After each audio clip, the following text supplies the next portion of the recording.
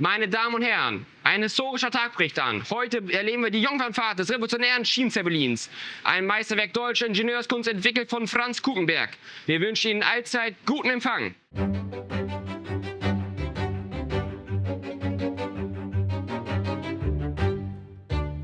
Mit seinen stromlinienförmigen Konturen und dem mächtigen Propeller am Heck startet der Schienenzeppelin nun heute von Hamburg-Bergedorf nach Knuffingen Hauptbahnhof.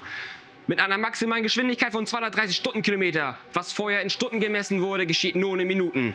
Zur 16. Stunde des 21. Juni 1931 kommt der Befehl zur Abfahrt. An Bord Kuchenberg selbst und seine Ingenieure Stedeberg und Plack. Der Motor brummt, der Propeller dreht und schon setzt sich der Schienenzeppelin in Bewegung. Sanft gleitet er über die Gleise.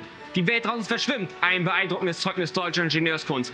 Unser Zielbahnhof, Knuffingen Hauptbahnhof, rückt mit jeder Sekunde näher. Der Schienenzeppelin bleibt ein faszinierendes Beispiel für die Ingenieurskunst der Weimarer Republik und den Versuch, Geschwindigkeit im Schienenverkehr drastisch zu erhöhen.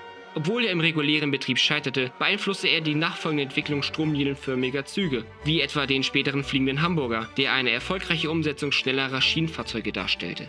Mit seinen 230 Stundenkilometern hat der Schienenzeppelin die Strecke Hamburg-Berlin schneller zurückgelegt, als ein ICE der Deutschen Bahn es heute tut, und das vor fast 100 Jahren. 1 Stunde 30, Rekord! Diese Fahrt markiert eine neue Ära des Reisens, ein Symbol für Fortschritt und Zukunft. Hoch lebe die Miniaturtechnik, hoch lebe der Schienenzeppelin. Guten Tag. Wie Sie den vorangegangenen Nachrichten entnehmen konnten, befassen wir uns heute thematisch mit dem Schienenzeppelin. Dieser Zug fuhr vor geraumer Zeit bei uns im Miniaturwunderland, wurde aber leider aufgrund diverser Defekte außer Dienst gestellt. Als das Kollegium an mich herantrat mit der Bitte, diesen Zug neu aufzulegen, habe ich mich der Sache angenommen und die Fehler und die Probleme, die dieser Zug in der Vergangenheit hatte, eruiert und bin nun dabei, diese letzten Probleme aus dem Weg zu räumen. Sie dürfen sich nun eingeladen fühlen, mich dabei zu begleiten, wie ich diese Umbauten vornehme. Im ersten Schritt demontieren wir den Heckpropeller. Danach öffnen wir das Gehäuse, indem wir die beiden an der Unterseite befindlichen Schlitzschrauben lösen. Anschließend entfernen wir den Deckel. Nun hat man einen Blick auf das Innere des Schienenzeppelins. Im Folgenden werden wir diese Platine hier einmal lösen. Dort drauf befinden sich alle Anschlüsse sowie auf der Unterseite der Decoder. Wie man hier bereits sehen kann, handelt es sich hierbei um einen ESU-Decoder, denn den originalen Märklin MFX-Decoder habe ich bereits entnommen, auf Basis der Sache, dass wir mit den ESU-Decodern bessere Erfahrungen machen können und wir jetzt zudem für eine höhere Betriebssicherheit jetzt noch dieses Powerpack dort verlöten werden. Im Weiteren sieht man innerhalb der Lok hier hinten einmal den Antrieb für den Propeller. Dieser ist nicht mehr auf einen externen Ausgang auf dem Decoder gelötet, sondern ist direkt gekoppelt mit dem Treibgestell hier vorne, welches für uns den Vortrieb vornimmt, damit der Zug auf der Anlage fahren kann. Dort, wenn wir das einmal von der Unterseite her beleuchten, ist auch eine Veränderung vorgenommen worden bereits im Vorwege durch mich. Und zwar hatte das Treibgestell zuvor 2 Achsen mit Hafträdern. Das hat aber in der Vergangenheit dazu geführt, dass wir auf der Anlage Probleme hatten, denn wir brauchen eine nicht isolierte Achse, also diese Achse ist aufgrund ihrer Hafträder isoliert, damit der Zug auf unserer Anlage eine Auslösung machen kann und die Anlagensteuerung erkennt, wo er sich gerade befindet. Das würde er auch hier hinten tun. Jedoch führt das dann dazu, dass dieser Zug in Bahnhöfen oder an sonstigen Stoppstellen immer drüber rutscht, weil erst hier die Auslösung geschieht. Aber wir brauchen sie natürlich hier vorne, damit wir ein sauberes Bild haben. So, jetzt entnehme ich einmal diesen Decoder. Voilà.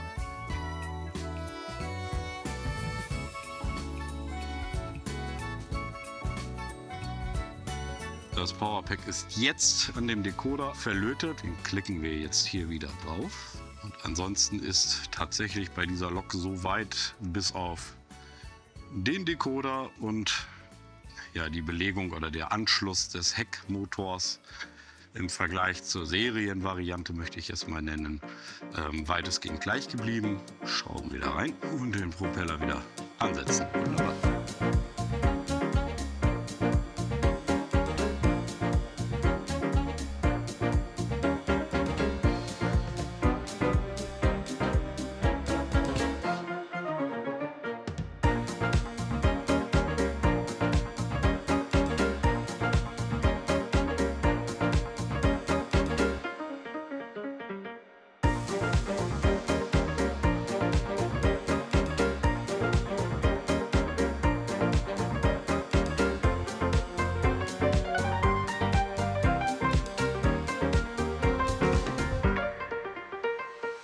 So, nach unserer kleinen Bahn- oder Zugexkursion in die Vergangenheit sind wir jetzt wieder zurück in der Zukunft.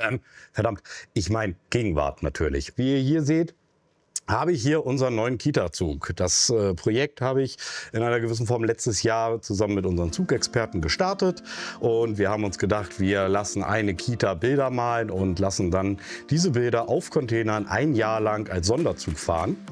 Nachdem wir das letztes Jahr gemacht haben, haben wir einfach nur die Bilder auf ganz normale rote Container geklebt, denn der Anspruch war, dass die hier glatt sind, damit die Bilder da auch gut drauf haften.